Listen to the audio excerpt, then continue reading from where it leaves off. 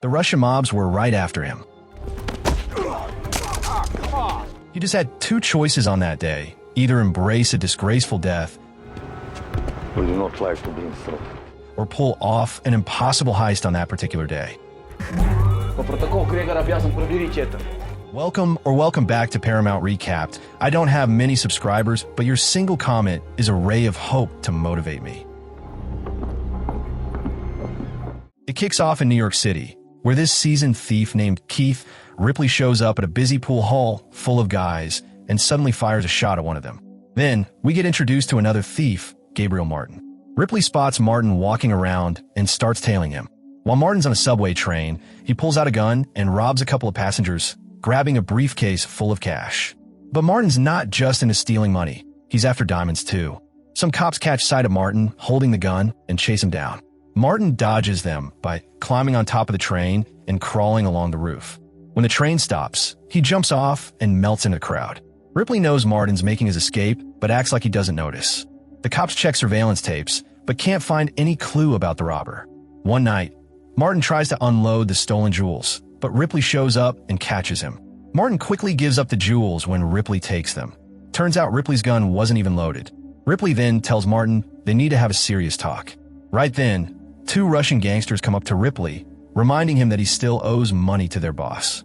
Ripley tells Martin about a deal and invites him to meet at a pub.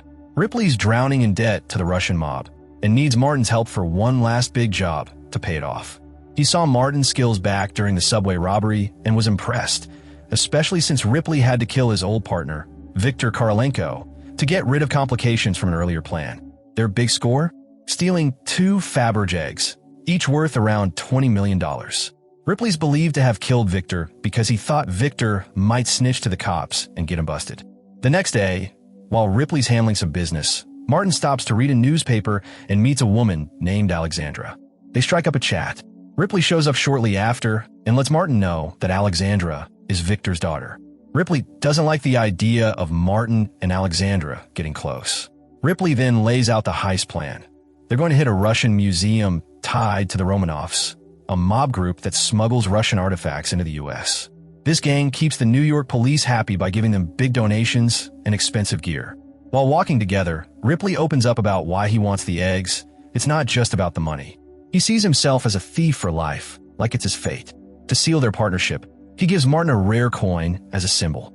The next day, Martin shows up at Alexandra's work with flowers and suggests they meet later at a Russian club. Alexandra's hesitant, but Martin says he'll wait for her and leaves. Meanwhile, the cops come into the picture, Lieutenant Wherein and a rookie named Michaels.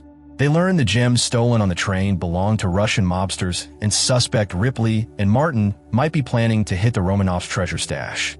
Michaels thinks it's crazy and too dangerous to believe. Wherein has been after Ripley for 22 years, but never caught him because he never got solid proof. Viktor, before Ripley killed him, had even agreed to be Ripley's best man at his wedding, showing how close they once were. That night, Martin waits at the club for Alexandra. When she shows, they dance and talk. Alexandra explains that the Russian mafia, led by a guy named Nicky Petrovich, killed Viktor to make Ripley pay off Viktor's debts. Nicky wanted to forgive Viktor's debts if he helped steal the Faberge eggs, but Viktor refused because he was worried about Alexandra and went to the police for protection. Still, the Russians got to him anyway. After going home, Alexandra realizes she lost her house keys and finds Martin inside. They decide to spend the night together. The next morning, Martin wakes up and sees Ripley there. Ripley warns him to stay away from Alexandra and tells him to get ready because they have an event coming up at the Romanov Museum. Martin secretly attaches a tiny camera disguised as a button onto a museum guide named Zykov, who's their inside man. That evening, Martin and Ripley dress up as cops and sneak in a museum party to gather info on the vault holding the eggs. Lieutenant Weber spots Ripley at the party even though Ripley isn't officially invited, but can't prove anything, so he lets him go. Zykov, wearing the hidden camera, starts giving tours around the museum. Through the camera feed, Ripley and Martin learn about all the security around the vault. But they get a shock. The eggs are actually stored inside another vault that's even tougher to crack. Martin starts feeling down, thinking the whole heist might be impossible. So, things get a bit messy when Martin accidentally spills a drink on Zykov but sneaks something important off him at the same time. Later, Ripley and Martin step outside, not knowing some cops are snapping photos of them from a distance. Meanwhile, Lieutenant Weber is warning his bosses that the museum's a likely target for a heist, but nobody's really paying attention because they've got other stuff on their minds. Still, Ripley and Martin push ahead with their plan. In a gym session, Martin manages to steal Zykhov's handprint, super important for what they need. They also grab a voice recording of Sergey, another key piece for cracking the safe. Martin tries to surprise Alexandra with some Chinese takeout, but she's not into that food. They still hang out, though.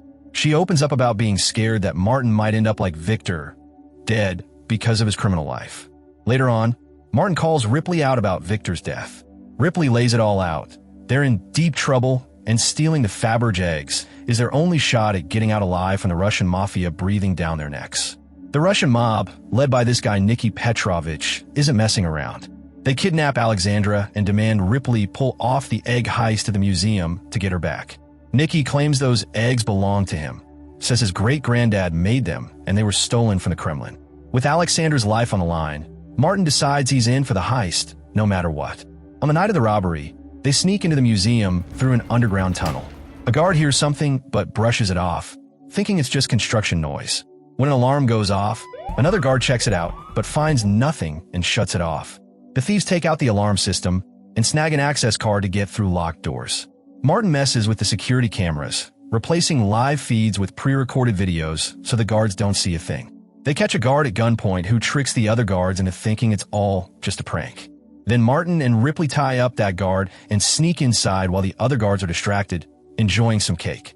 Martin uses Zykhov's stolen handprint, and Ripley plays Sergey's voice recording to unlock the first safe. Martin carefully rides a cart across the floor to avoid laser alarms and disables the system with a special gadget. They crack open the next safe after that. At the same time, Lieutenant Weber hears about the museum alarm and immediately suspects Ripley's behind it. But here's the twist. When Martin finally grabs the eggs, he flips on Ripley and reveals he's actually an undercover cop from Miami working with Weber.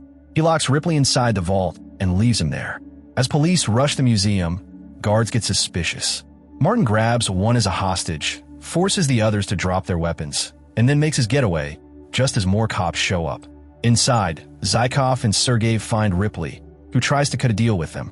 Meanwhile, Martin tells Weber he's done his job and now has to deliver the eggs to the mob to get Alexandra freed.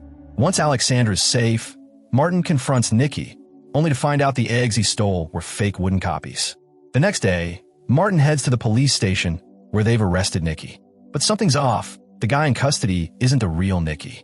Turns out Victor faked his death with Ripley's help. Ripley actually got away, making a secret deal with the Romanovs.